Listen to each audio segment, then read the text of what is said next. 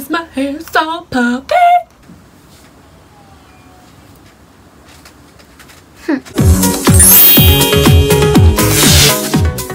Hi guys, welcome back to my channel.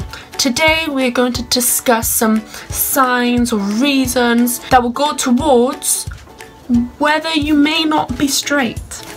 I've had a lot of questions about this. A lot of people are wondering because I feel in today's society people are feeling more free to question what they're feeling. First though, I can't tell you if you are or not. There's not a test. I can't actually tell you and give you the answer. Everyone's experience is different. These reasons may not apply to you. They may apply to you, but you may still be straight.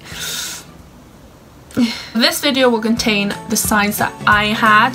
This is just what I experienced. This video will be a little bit stereotyped. There are stereotypes. Some of them can be true. Some, you may not be straight, but you could be a massive variety of sexualities. Who knows? Not me. But I will be making a video on the different sexualities, so stay tuned for that, and you may actually be able to pinpoint on what you're feeling.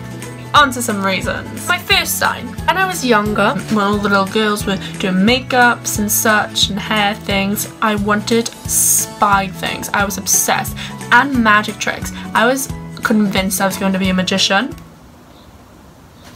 I did play the dad a lot when you play house, like I would not mind. But again, this is stereotypical. You can play with Barbies and still end up gay.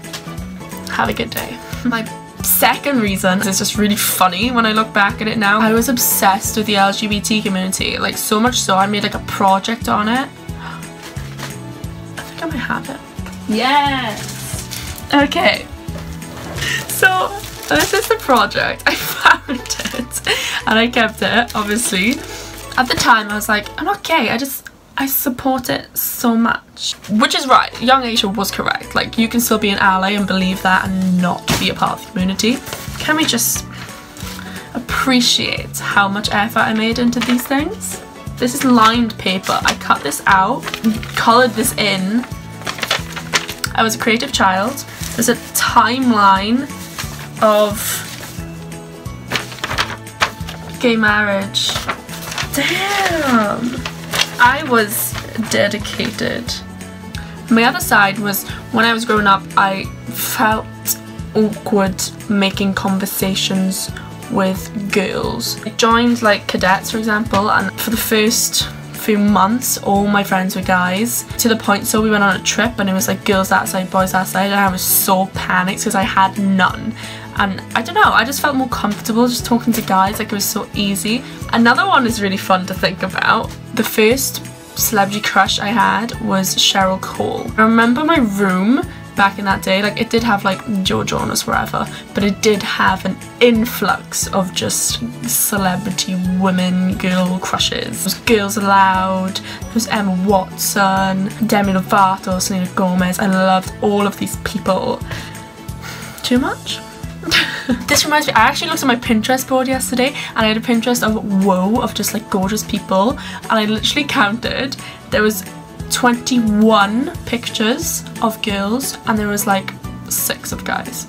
How did I miss this? So my next reason is a big one, for me anyway, because it is one of the reasons I like wasn't socializing a lot with my friends who were girls. I just found it so boring talking about guys all the time. I had crushes on guys and I had a boyfriend back in the day, but I just hated talking about it all the time. But again, maybe I just wanted an actual intellectual conversation.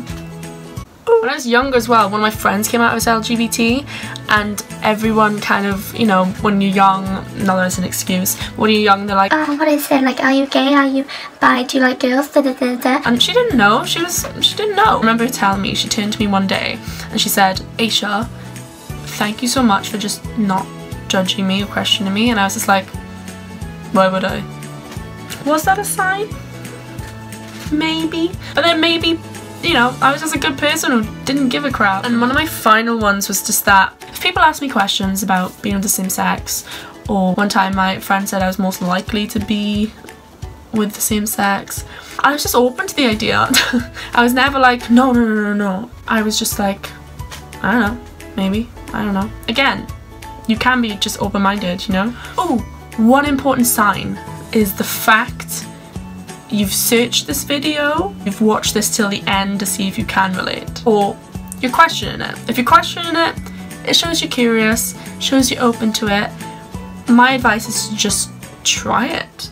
I don't know if that sounded bad. If you find someone you're comfortable with and you're open with them and how you're feeling, that you're feeling confused, give it a go.